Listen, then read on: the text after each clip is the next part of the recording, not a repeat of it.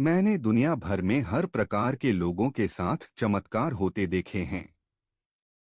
जब आप अपनी अवचेतन मन की जादुई शक्ति का उपयोग करना शुरू करेंगे, तो आपके साथ भी चमत्कार होंगे।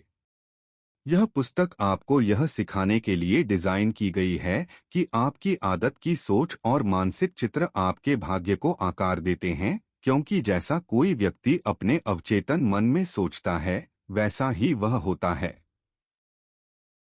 क्या आप इसके जवाब जानते हैं? एक व्यक्ति दुखी क्यों होता है और दूसरा खुश? एक व्यक्ति आनंदित और समृद्ध क्यों होता है जबकि दूसरा गरीब और दयनीय?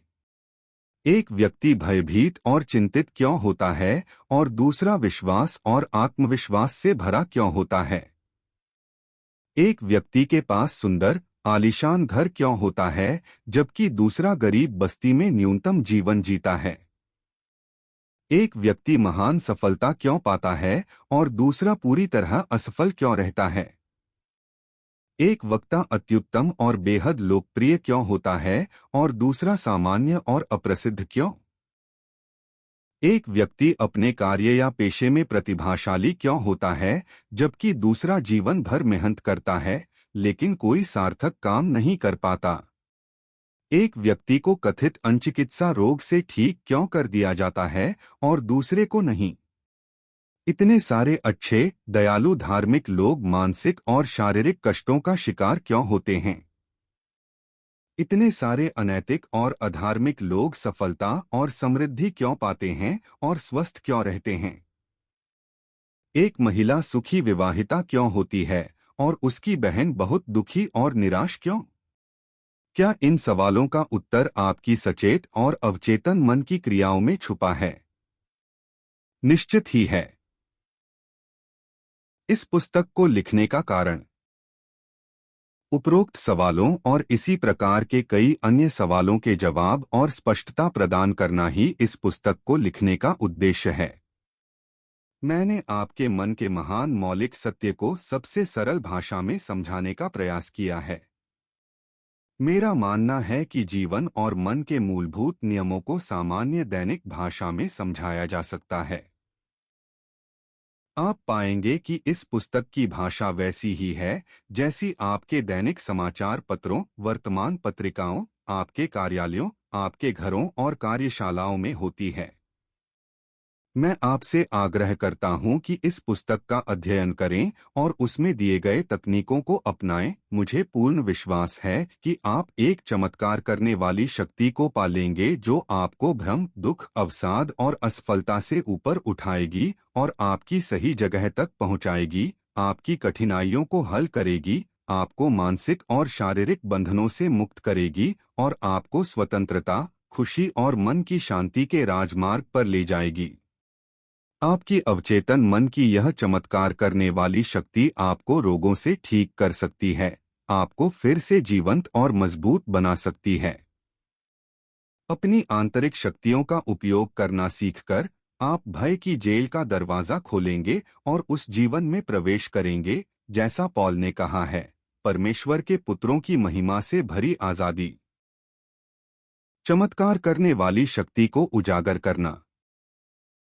व्यक्तिगत स्वास्थ्य लाभ हमारे अवचेतन शक्तियों का सबसे विश्वसनीय प्रमाण होगा। लगभग 42 साल पहले मैंने अपने अवचेतन मन की उपचार शक्ति का उपयोग करके एक गंभीर बीमारी, जिसे चिकित्सा भाषा में सार्कोमा कहा जाता है, का इलाज किया।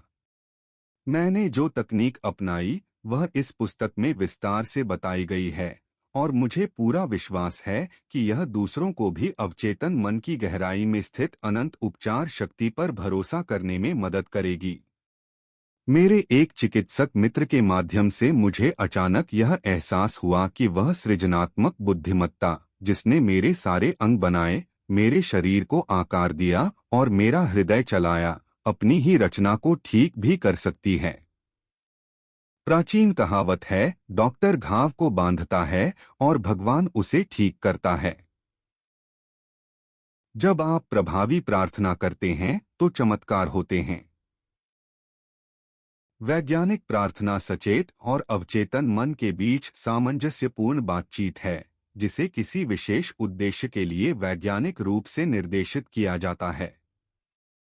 यह पुस्तक आपको इस अनंत शक्ति के क्षेत्र तक पहुंचने का वैज्ञानिक तरीका सिखाएगी, जिससे आप जीवन में वह प्राप्त कर सकेंगे जो आप वास्तव में चाहते हैं।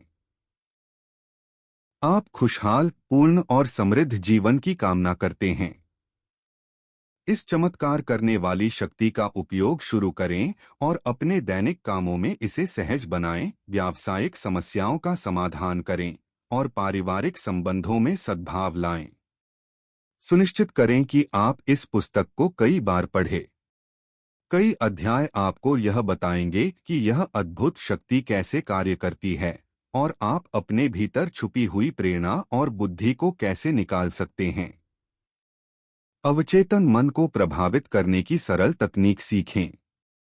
इस अनंत भंडार को छूने के नए वैज्ञानिक तरीके का पालन करें।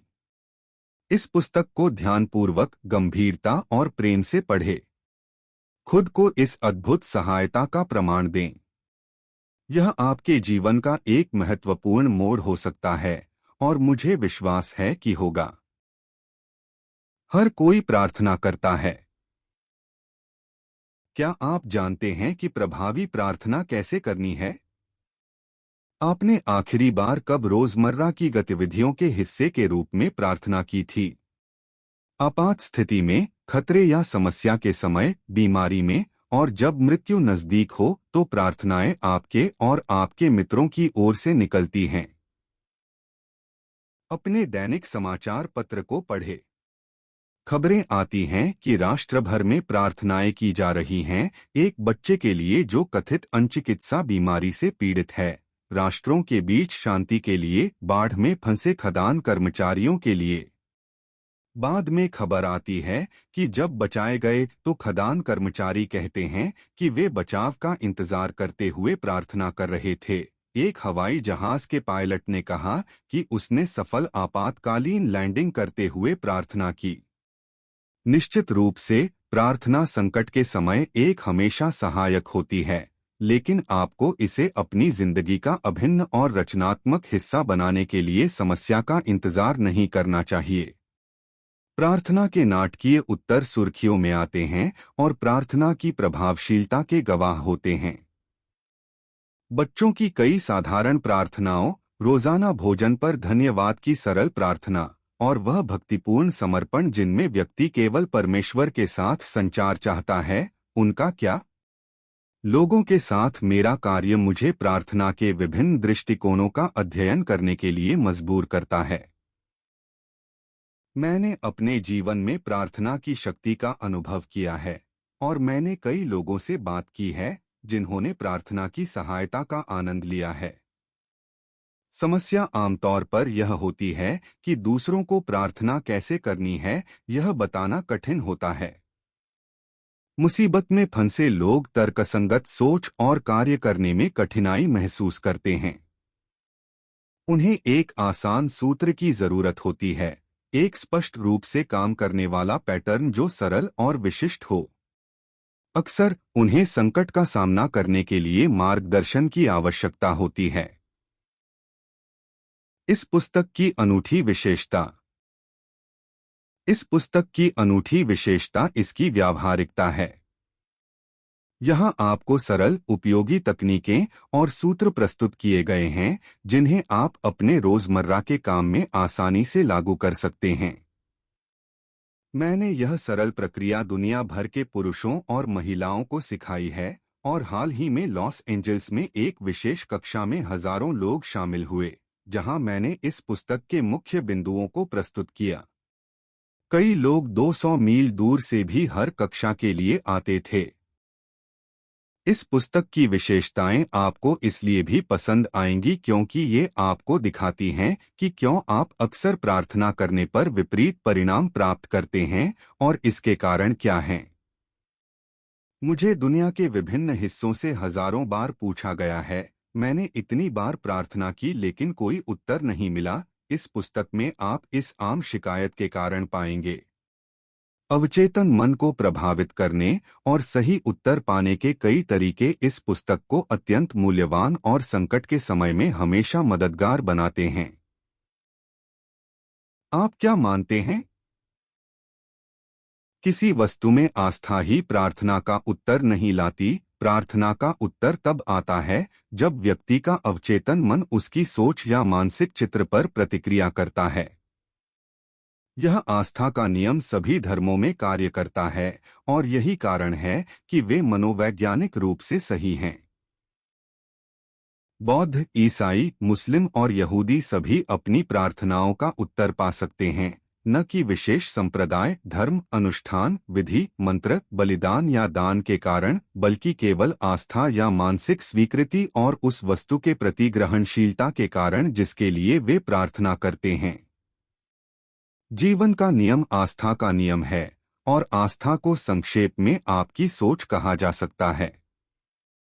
जैसा कोई व्यक्ति सोचता, महसूस करता और मानता है, वैसा ही उसका मन, शरीर और परिस्थितियां होती हैं। एक तकनीक, एक विधि जो यह समझाने में मदद करती है कि आप क्या कर रहे हैं और क्यों कर रहे हैं, आपकी प्रार्थना की प्राप्ति में सहायक होती है। मूलतः प्रार्थना का उत्तर आपके दिल की इच्छा की पूर्ति है। इच्छा ही प्रार्थना है।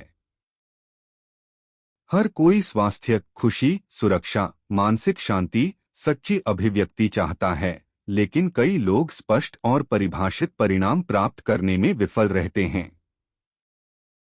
हाल ही में एक विश्वविद्यालय के प्रोफेसर ने मुझसे स्वीकार किया, मुझे पता है कि यदि मैं अपनी मानसिक शैली बदल दूं और अपनी भावनात्मक जीवन को पुनः निर्देशित करूं, तो मेरे अल्सर पुनः नहीं होंगे, लेकिन मेरे पास कोई तकनीक, प्रक्रिया या तरीका नहीं है। मेरा मन मेरी कई समस्याओं पर भटकता रहता है और मैं असंतुष्ट, पराजित और दुखी महसूस करता हूं। इस प्रोफेसर की परिपूर्ण स्वास्थ्य की इच्छा थी। उसे अपने मन की कार्यप्रणाली का ज्ञान चाहिए था, जिससे वह अपनी इच्छा पूरी कर सके। इस पुस्तक में वर्णित उपचार विधियों का अभ्यास करके वह संपूर्ण और स्वस्थ हो गया। सभी व्यक्तियों का मन एक समान है। एमर्सन। आपकी अवचेतन मन की चमत्कार करने वाली शक्तियां आप और मेरे जन्म से पहले भी मौजूद थीं, किसी चर्च या दुनिया के अस्तित्व में आने से पहले भी। जीवन के महान शाश्वत सत्य और सिद्धांत सभी धर्मों से पूर्ववर्ती हैं। इन्हीं विचारों को ध्यान में रखते हुए मैं आपसे आग्रह करता हूं कि आप इस अद्भुत, जादुई, रूपांतरित करने वाली शक्ति को पकड़ लें, जो मानसिक और शारीरिक घावों को बांधेगी, भयग्रस्त मन को आज़ादी का संदेश देगी और आपको गरीबी, असफलता, दुख, अभाव और निराशा की सीमाओं से पूरी तरह मुक्त करेगी। आपको बस इतना करना है कि आप मानसिक और भावनात्मक रूप से उस अच्छाई के साथ एकीकृत हों जिसे आप अपना बनाना चाहते हैं, और आपकी अवचेतन मन की सृजनात्मक शक्तियां तदनुसार प्रतिक्रिया करेंगी। आज से ही शुरू करें, चमत्कार आपके जीवन में होने दें। लगातार प्रयास करते रहें जब तक सुबह न हो जाए और अंधकार न छंट जाए।